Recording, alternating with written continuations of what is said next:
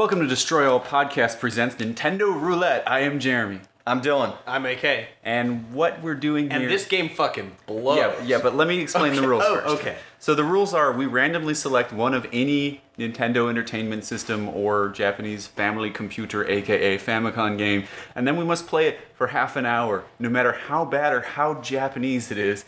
Even if there's no English at all, we still have to suffer through it. May God have mercy on our souls. This time, for our very first outing, we accidentally selected Bartman vs. Radioactive Man. Bartman Meets Radioactive Man. Bartman Meets Radioactive Man. Bartman can go fuck himself, and so can Radioactive Man. This is like I'm worried that I want to say something like this is like the worst fucking game I've ever played. No, it's not. But it's gonna be like as soon as I say that, we're gonna hit something worse. Well, to let you guys all know a little bit about it, it was the publisher of the game was Acclaim, as I believe many Simpsons games were published by Acclaim. At the So time. Acclaim was kind of notorious for shoveling garbage out the door. Every once in a while, they accidentally released something good, but it was usually somebody else's game. Like, for instance, the Mortal Kombat games. Acclaim published the home versions of it, but they didn't program them. Right. The devs of the game actually are Imagineering and I guess Teeny Weeny Games. For the Game Gear iteration. But we were playing the Nintendo Entertainment System version, which is Imagineering for sure, and is... You know what? Have you ever imagined someone shitting on your face? Playing this game made me upset because now I know that it exists.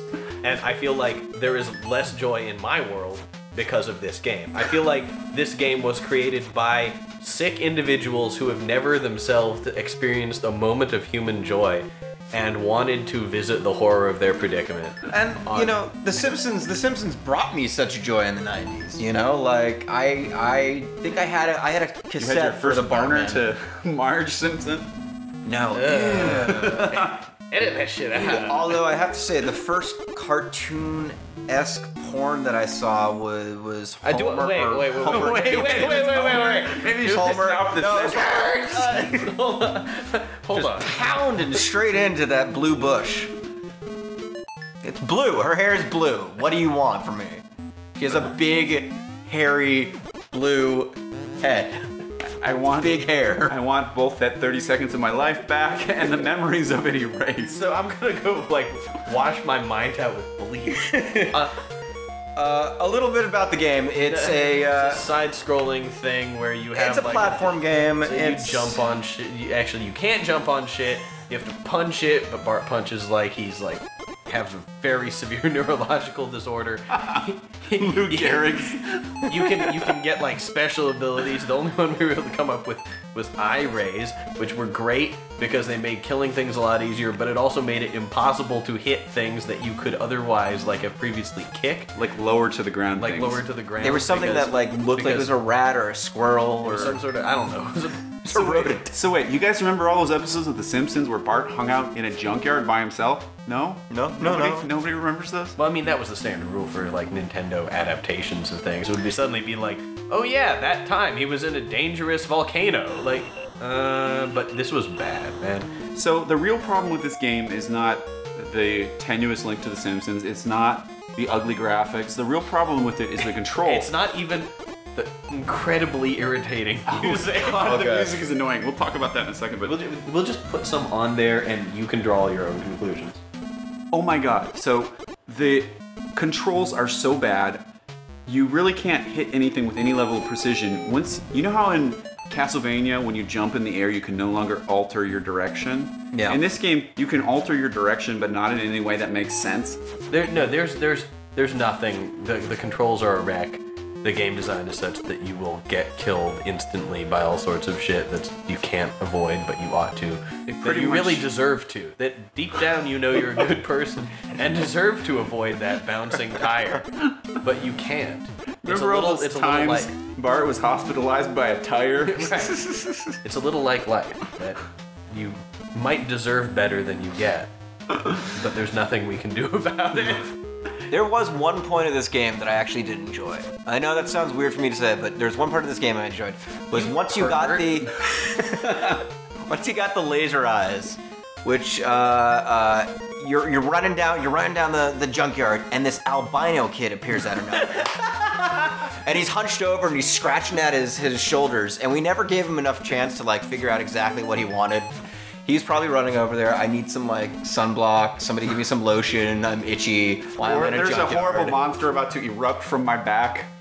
Either way, all we know is that a man appeared. We and killed him. We killed him immediately. Because we've been playing video games for so long, our immediate reaction to a person appearing on screen is to kill him. Well, there are no other kinds of people in here. There's a game entirely populated by rabid dogs, like rats, bouncing tires that arbitrarily erupt from the ground, and deranged albinos who are charging towards you for some unknown reason and just happen to be so unlucky as to ensure their immediate demise due to their proximity to the laser eye tower. So I'm pretty sure playing this game, if you follow suit, and I really don't recommend it, but if you do what we did and play this game for half an hour or even 5 minutes, this will be the only time in your life where someone will ever congratulate you for punching a dog. Alternately, just like hit yourself with a hammer in the back of the head. You may pass out for half an hour, but that half an hour will be better spent face down on the ground than you would be playing this game. Like if you were like, hey Akio, would you rather play this game or spend half an hour face down on the ground? I'd be like, use a nap. That's all right. Is the ground smelly? I mean, Yeah. Is it wet ground or is it like the ground in here? The ground in here is fine. I have a hardwood floor. It wouldn't exactly be comfortable, but I'd rather be face down on it than play this game. Yep. And I know it sounds like this is typical internet hyperbole, but this game is really bad. On a scale of 1 to 10, this game fucking blows. So, I do remember as a kid reading in, I think it was the Game Players magazine, about the original NES Simpsons game, which was Bart versus the Space Mutants, where he has to wear X-ray specs and then you can tell if someone's a mutant or not. Basically, they ripped off They Live. If there was a game of They Live, that would actually be pretty cool. I wish I was playing They Live the game instead of anything The Simpsons. But I remember I was excited about it and then I never played it, and then a couple years later one of my friends had it and I played it for 5 minutes and wanted to break his Nintendo. Yeah, I had, where I was living up in Marin during this time, when I had the actual Nintendo Entertainment System, there was silver screen rentals, right? You go there, they had some video games, you pick it up, and I would always pick up the Simpson games that were available, and I would always be immediately angry with everything and everyone around me. Why didn't you learn your lesson? I don't know. I was one of those weird kids that like constantly would rent the Nightmare on Elm Street video game. Oh, that one was horrible. But no, it gets better. You were the people that gave them the money to continue doing this. Oh, no, it gets worse than that. I was such of a scared, shitless little kid, I couldn't stand to play the game. The 8-bit shitty little Nightmare on Elm Street game. Couldn't play it because I was afraid. You couldn't play it because it's unplayably bad. No, I mean like I hid underneath the covers, kind of like, I don't want to look at the screen. I don't want to look at the screen either, but for entirely different reasons. So I do want to briefly mention that there is a good Simpsons game. It was the arcade game where 4 people would punch guys. Marge got a vacuum, Lisa had a jump rope, Bart had a skateboard, and Homer had his fists of fury. Because he was drunk. He was drunk. There was beer everywhere in that game, actually. Beer was a power-up. Yes. I'm not even kidding. It also, interestingly enough, had a bunch of cameo appearances by the Rabbits from Matt Groening's Life in Hell comic. it did. Yes, it and did. you got to beat the shit out of them. By the way, Life in Hell, a lot better than The Simpsons. Well, let's not. We don't have to get like really deep into this right now. We're just Suffice to say, Matt Groening has sold his soul. You know how in the... He's a whore. If you want to give him money for his intellectual property, he'll be like, yes, please take it, do whatever you want with it. He just signed off on every damn thing. Anyhow, this is very upsetting.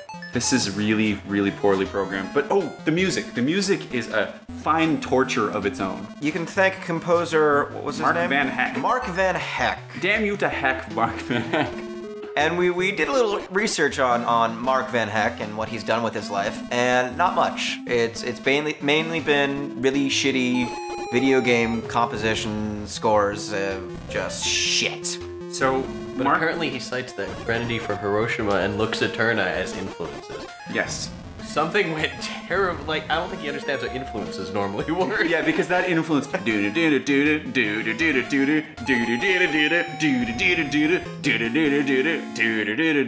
the game started up and the music started playing, I thought the Nintendo was broken. Yeah. And every time you touch a dog, it goes. Also, yeah. Well, how about with the very beginning scene? It's a typical American city, and a typical American treehouse. And it's supposed to be nighttime, and Bart's in there reading his radioactive comic, but the first sound you hear from the game is... It might make sense if it was, nighttime and they had a problem with very large crickets. If, like, they had vuvuzelas on screen, If it was a soccer match in freaking Latin America, it would make sense. I did enjoy the fact that at nighttime, Bart turns into an African American. Yeah, That's true. That was Fallout Boy makes an appearance in this game. Apparently, he came out of the comic book world and needed Bart to help him save Radioactive. And this is shit. We were really upset when we couldn't figure out how to skip the cinema. Yeah. If you don't skip the cinema, the captions remain on screen for 20 seconds. And I mean, like, for every single caption. Even the ellipsis. Wow. Ellipsis. And the other thing that is kind of sad about it is the fact that seasoned game players like us who have played many 2D platformers could not beat the first level. And it's not because we are not good at video games or because we're old or something. It is because the controls are so bad. Yeah, I'm not old at all. We're not old. Every time... We're not old. We're not! Akio desperately railing against the aging process. I remember watching Tiny Toon Adventures where George W. Bush was a regular season opponent. Moving on. We're so old we can't figure out what the next sentence is. Okay, that's fine. Here's what I recommend you do with this Nintendo cartridge if it comes into your hand. Get one of those special screwdrivers so you can open it up, take this actual circuit board out, smash it with a hammer, put the screws back together, then give it to someone else and go, look, I gave you a present. And then when they put it in their Nintendo and it doesn't do anything, they'll go, oh, that's weird. And that's it. Whereas if you gave them a working one and they put it in their Nintendo will probably throw itself out the window because it will be committing suicide. Your Nintendo has a lot more volition than normal. Well, it didn't want to play. Did you see that? Did you get one of those like Japanese ones with the No. AI built in where they have emotions? Yeah. That's what they sold in Japan, right? Nintendo Emotions, yeah. Well, that was the PlayStation, the Emotion Engine, remember? The PS2. Basically, it just projected an image of Shigeru Miyamoto just going, buy my game! But I like his games. That's true. I don't know how you're going to find enough footage of this video game to fill up this thing. Oh, I am. It's going to be the same footage. Hey, we failing over and over and over again. We did not get to meet the Swamp Hag, the boss of the junkyard level. Neither did we get to meet Crabman. Nor did we get and Lava Person. Nor did we get to meet Radioactive Man, as we were explicitly promised in the title of the video game. Look, but like many other things in this video game, that was a lie. For example, the idea that this was a game, implying that it would be something that we could do for fun, that was a lie. All I can say is it's not so much a lie as a huge exaggeration. It's a brutal perversion of the English language to describe this as a game.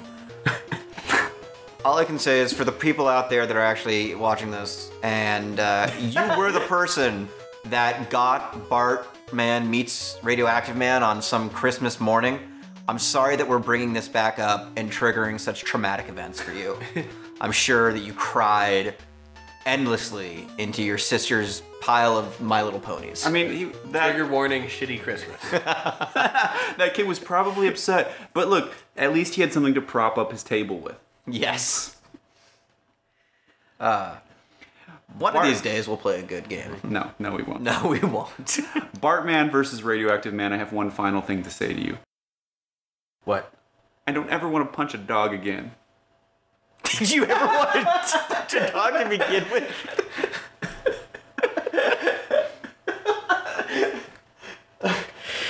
Alright, there we go. That's what we take from this game. Yes. Never will I punch a dog again.